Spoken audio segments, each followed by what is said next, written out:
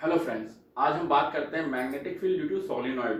तो दोस्तों सोलिनॉइड, पहले ये देखते हैं कि सोलिनॉइड क्या होता है। तो सोलिनॉइड बेसिकली सिर्फ एक कॉपर वायर होता है, इंसुलेटेड कॉपर वायर, उसको टर्न्स कर दिया जाता है, मतलब हेलिकल फॉर्म में उसको वाउंड कर दिया जाता है, वही होता है हमारा सोलिनॉइड। तो उसकी वजह से बिल्कुल एकदम हमारा बार मैग्नेट की तरह मैग्नेटिक फील्ड मिलती है। तो आइए देखते हैं। देखिए, ये हमारा जो ब्लू कलर का है वो हमारा शो कर रहा है इंसुलेटेड कॉपर वायर, वो इस तरह हेलिकल फॉर्म में टर्न कर दिया गया है। ठीक है, वही हमारा है कि सॉलिनॉइड। अब इसमें ये जो ब्लैक कलर की जो शो कर रहा है वो हमारी मैग्नेटिक फील्ड की डायरेक्शन है। इस तरफ से निकलकर इस तरफ जा रही है और इधर से निकलकर इधर जा रही है, यानी कि नॉर्थ ईस्ट। ये जो हमारा डायरेक्शन नॉर्थ है, ये साउथ है। ठीक। अब इसके जो अंदर होती है मैग्नेटिक फील्ड वो बिल्कुल स्ट्रेट होती है। तो आइए पहले समझते हैं स्ट्रेट क्यों होती है, कैसे होती है। तो इसको हम रब कर दे रहे हैं।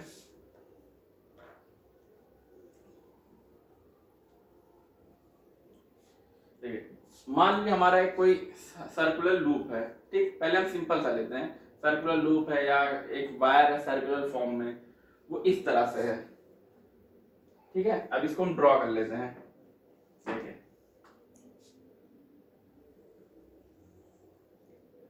ये हमारा कोई वायर है सर्कुलर फॉर्म में। तो सर्कुलर फॉर्म में जब वायर होता है उसकी वजह से मैग्नेटिक फील्ड होती है हमारी, ऐसे होती है। ठीक,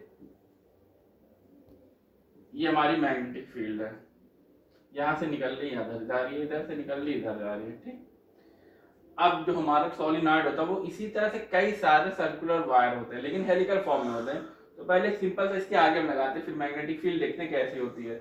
मान लीजिए यहाँ भी एक हमारा सर्कुलर वायर है, इसकी वजह से भी मैग्नेटिक फील्ड इस तरह से होगी।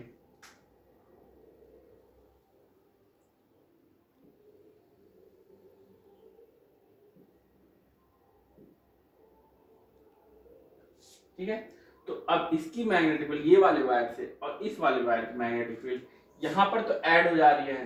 तो यहाँ पर जब ऐड होती जा रही है तो ये यहाँ पर इसके मिडिल में स्ट्रेट होती जा रही है। ऐसे जब यहाँ पर एक सर्कुलर वायर बनेगा, यहाँ पर भी मैग्नेटिक फील्ड इस तरह से होगी।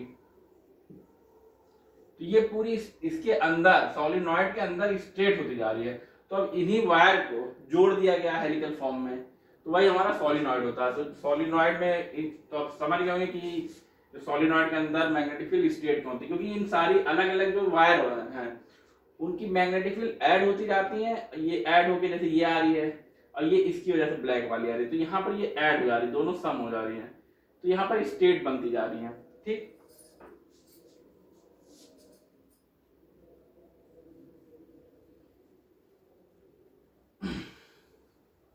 और अब सोलिनॉइड की एक दूसरी बात होती है, जो सोलिनॉइड हमारा है उसके बाहर की तरफ खाली अंदर के पोर्शन में मैग्नेटिक फील्ड होती है, उसके बाहर की तरफ मैग्नेटिक फील्ड जीरो होती है। आइए उसे समझते हैं। सिंपल सा हम एक फिगर ड्रॉ कर ले रहे हैं। मान लीजिए हमारा सोलिनॉइड है, कोई सिंपल सा फिगर है। ठीक। अब ये हमारा जो डॉट ऊपर की तरफ डॉटेड लाइन डॉट शो कर रहा है, नीचे क्रॉस है। तो जो डॉट है शो कर रहा है वो हमारा जो करंट है, करंट की डायरेक्शन शो कर रहा है कि बोर्ड के बाहर की तरफ है। और जो हमारा नीचे इधर क्रॉस शो कर रहा है वो करंट की डायरेक्शन अंदर की तरफ शो कर रही है। मान लीजिए हमारा सोलिनॉइड है, कई सारे टर्न्स होंगे, तो ये जो डॉट है वो करंट की डायरेक्शन बाहर की तरफ शो कर रहा है। ठीक है, ये जैसे एक टर्न यहाँ पर है, यहाँ पर ऊपर यहाँ से करंट की डायरेक्शन बाहर की तरफ आ रही है, नीचे अंदर की तरफ जा रही है। तो अब जब करंट की डायरेक्शन बाहर की तरफ आ रही है तो राइट हैंड थंब रूल से हमारी मैग्नेटिक फील्ड की डायरेक्शन क्या हुई, एंटी क्लॉकवाइज हुई, ऊपर की तरफ एंटी क्लॉकवाइज हुई। देख लीजिए, ये जो हमारा थंब है वो करंट की डायरेक्शन है और ये हमारा फिंगर्स है वो मैग्नेटिक फील्ड की डायरेक्शन है। तो ये ऐसे देखिए, तो हमारी मैग्नेटिक फील्ड की डायरेक्शन एंटी क्लॉकवाइज हुई, ऊपर यहाँ ऊपर की तरफ। डॉट जो है वो हमारा करंट की डायरेक्शन बाहर की तरफ शो कर रहा है।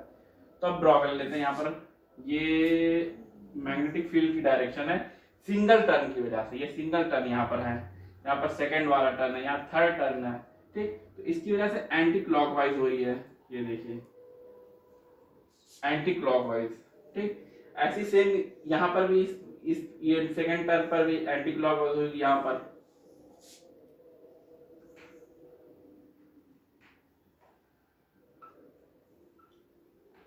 ठीक, एंटी क्लॉकवाइज।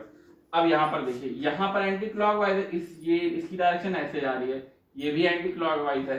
तो यहाँ पर ये इस पोर्शन पर, यहाँ पर एक ऊपर की तरफ जा रही है एक टर्न की वजह से, एक मैग्नेटिक फील्ड नीचे की तरफ आ रही है, और क्योंकि सेम क्वांटिटी में करंट फ्लो हो रही है तो मैग्नेटिक फील्ड की जो इंटेंसिटी होगी भी सेम होगी। तो जब सेम होगी, दोनों एक ऊपर की तरफ जा रही है, यहाँ पर नीचे की तरफ जा रही है, तो ये दोनों कैंसिल कर देगी। ठीक है, बाहर की तरफ कैंसिल कर दे रही है, यानी कि मैग्नेटिक फील्ड जीरो हो जा रही है। अब उसी तरह नीचे की तरफ पोर्शन में देखते हैं, जब टर्न यहाँ पर करंट अंदर की तरफ जा रहा है, जब करंट अंदर की तरफ जाएगा तो मैग्नेटिक फील्ड की डायरेक्शन क्लॉकवाइज होगी। ये देखिए, ये thumb right hand thumb rule से, ठीक। यहां पर मैग्नेटिक फील्ड की डायरेक्शन क्लॉकवाइज होगी, ये देखिए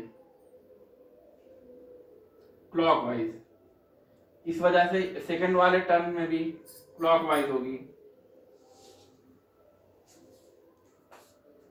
क्लॉकवाइज हो रही है। देखिए अभी एक देखिए, इसकी वजह से फर्स्ट टर्न की वजह से मैग्नेटिक फील्ड इस तरह से है, सेकंड टर्न की वजह से इस तरह से है।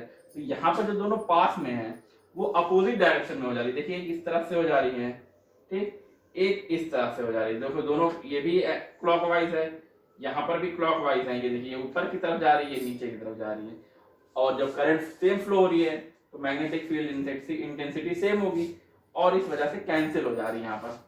तो नीचे भी बाहर की तरफ कैंसिल हो जा रही है। तो हमारी जो मैग्नेटिक फील्ड पूरी मिलेगी वो सिर्फ अंदर की तरफ मिलेगी, सॉलिनॉइड के बाहर की तरफ जीरो हो जा रही है, ठीक।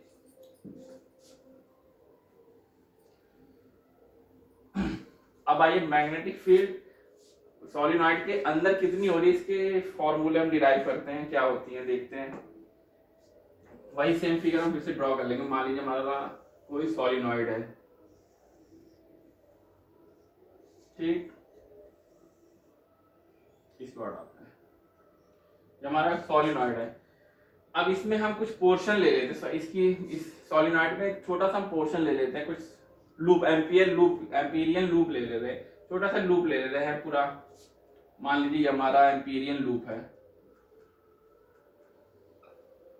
किसी भी अगर हम कंडक्टर में कोई भी मतलब क्लोज फॉर्म में कुछ भी हम एरिया ले लेते हैं, उसको कहते हैं एम्पीरियन लूप। तो इसका हम छोटा सा पोर्शन ले लेते हैं सॉलिनॉइड के, जिसका थोड़ा सा बाहर है कुछ अंदर है, क्योंकि हमें मैग्नेटिक फील्ड देखनी बाहर क्या होती है, जीरो होती है, तो उसको भी ऐड करना है पहले, ठीक। तो ये एम्पीरियन लूप है, इसको एक कॉर्नर को ए, यहाँ पर बी, सी, डी नाम दे दे रहे हैं। अब ये जो लेंथ है इसको हम एल कह दे रहे हैं। मान लीजिए छोटा सा इस लेंथ है वो एल है, ठीक। अब देखते हैं, और जो हमारी मैग्नेटिक फील्ड की डायरेक्शन होती है वो स्ट्रेट होती है अंदर की तरफ सॉलिनॉइड के, ठीक है, स्ट्रेट होती है। और हम एम्पियर सर्किटल लॉ से तो हमने पढ़ा था कि magnetic field, line integral of magnetic field is equal to mu naught time the current flowing through that loop, okay.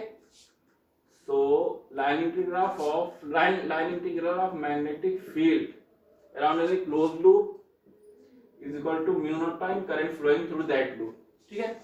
B dot dl is equal to mu naught I, ये हमारा ampere circuital law था। तो पूरा इसके जो magnetic field solenoid की वजह से कितनी हो रही, पूरा इस पर डिपेंड है, एम्पियर सर्किटल लॉ पे। अभी तक हमने देखा था आगे तो करंट कैरिंग कंडक्टर है उसकी वजह से होती है, तो उसमें हमने दूसरी इक्वेशन ली थी। अब यहाँ पर एम्पियर सर्किटल लॉ है, सिर्फ आगे देखेंगे, ठीक। हाँ, अब मान लीजिए म्यू नॉट आई है ये, यहाँ पर सिर्फ हम इसको पहले देखते हैं, बी डॉट डी एल। तो बी डॉट डी एल पहले ए और बी को देखते हैं, B dot D l A B के लिए पहले देखते हैं। तो बी डॉट डी एल पहले पूरा देखते हैं, ठीक है। बी डॉट डी एल बोल पूरे एम्पीरियन लूप पे है। B dot D L equal to A to B, B dot D l. तो अब मैग्नीट्यूड सिर्फ ले लेते हैं पहले बी, तो बी डॉट प्रोडक्ट क्या होता है, cos थीटा होता है। दो अगर वेक्टर का डॉट प्रोडक्ट के मैग्नीट्यूड को लेते हैं तो cos थीटा भी हम उसको मल्टीप्लाई कर देते हैं। तो बी डॉट डी एल अगर वेक्टर लेंगे बी डॉट सिर्फ लिखेंगे, और जब से मैग्नीट्यूड लेंगे तो B dot D l cos theta. Theta क्या है, मैग्नेटिक फील्ड, और जो लेंथ है स्मॉल लेंथ है जो करंट एलिमेंट ले रहे हैं उन दोनों के बीच का एंगल, ठीक, ए बी। अब plus B dot D L cos theta A B से, फिर प्लस बी सी, उसी तरह से C D B dot D L cos theta C D, अब फिर सी डी हो गया, डी ए हो गया, प्लस ऐड कर देंगे उसमें भी B to A B dot D L cos theta. देखिए तो पूरे एम्पीरियल लूप की वजह से बी डॉट डी लिए is equal to A B dot D L cos theta plus B C B dot D L cos theta plus C D B dot D L cos theta plus D to A B dot D L cos theta. अब देखते हैं, पहले A B dot D L cos theta देखते हैं। तो A B dot D L cos theta,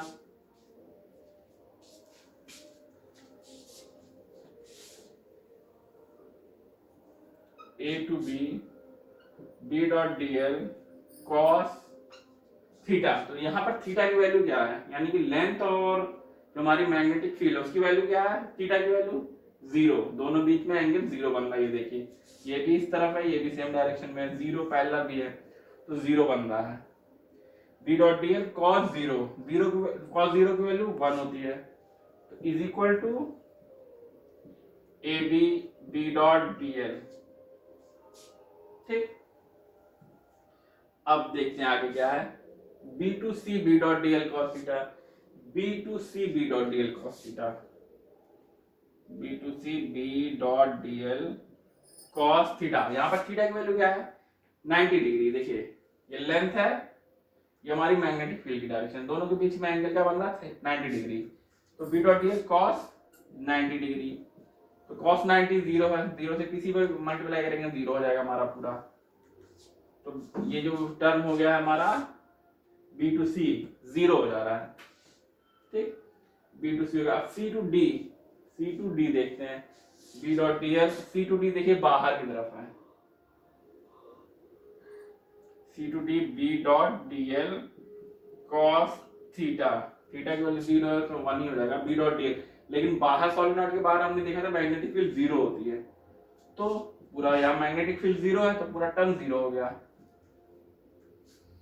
अब आगे देखते हैं, D to A B dot D L cos theta, D to A B dot D L cos theta, D to A B dot D L cos theta. Theta की value यहाँ क्या है, D to A 90 degree, ठीक। तो 90 cos 90 equal to 0, तो ये भी term हमारा 0 हो गया। तो यहाँ देखते हैं कि 0 0 0 तीनों टर्म यहाँ पे लास्ट वाले B to C C to D D to A 0 हो जा रहे हैं। सिर्फ बचा हमारा ये, जहां पर इसकी वैल्यू क्या थी, बी डॉट डी एल। अब उसको वहां पुट करेंगे तो हमें क्या मिलेगा, यहाँ पर पुट करेंगे तो टर्म 0 है, सिर्फ ए टू बी की वजह से रहेगा, पूरे इसकी वजह से। तो क्या हुआ, बी डॉट डी एल।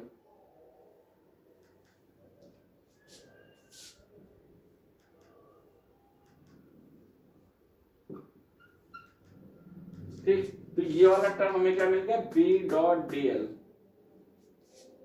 तो इसको यहां पर पुट कर देंगे, और इससे पहले हम पुट करने से पहले एक चीज देखते हैं। मान लीजिए हमारी लेंथ एल है, ठीक, और एन जो हमारा है नंबर ऑफ टर्न पर यूनिट लेंथ, मतलब एक यूनिट लेंथ में कितने नंबर ऑफ टर्न्स है, वो हमारी ये स्मॉल एन है, ठीक।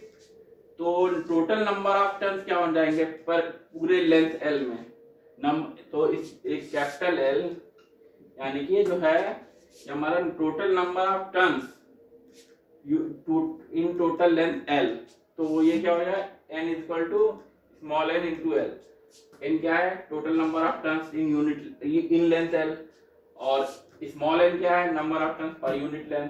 तो एन इज इक्वल टू हो गया एन इंटू एल, ठीक।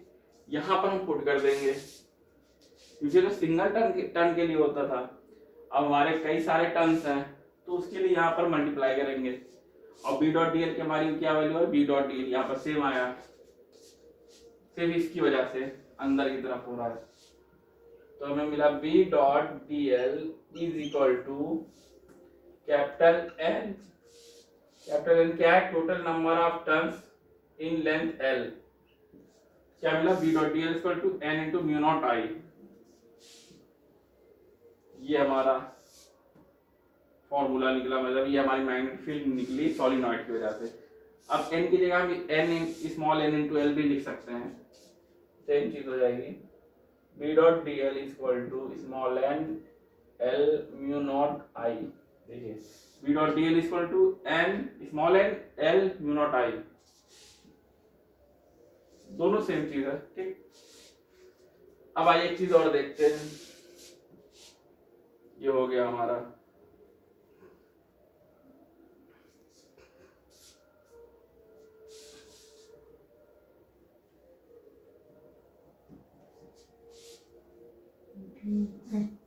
तो जो हमारा सॉलिनॉइड था,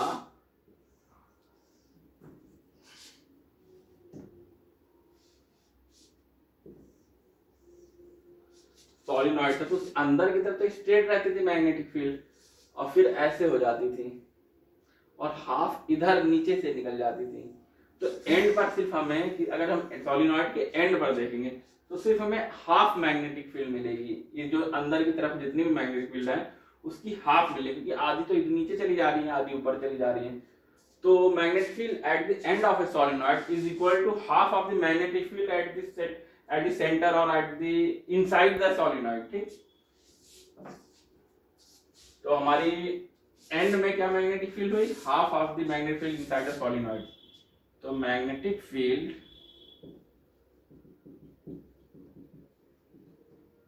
at the end of solenoid is half of the magnetic field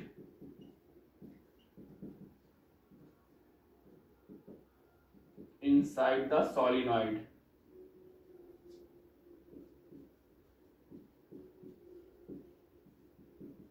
इसका हाफ क्या होगा, हाफ से मल्टीप्लाई कर देंगे, हाफ हो जाएगी हमारे। तो एंड पर क्या हुई, magnetic field at end is equal to B dot D L equal to half capital N mu not I. ये एंड पर हमारी मैग्नेटिक फील्ड क्या होगी, वो होगी सिर्फ उसकी जो अंदर मिली उसकी हाफ ही होगी, ठीक। ये हो गया आज हमारा सॉलिनॉइड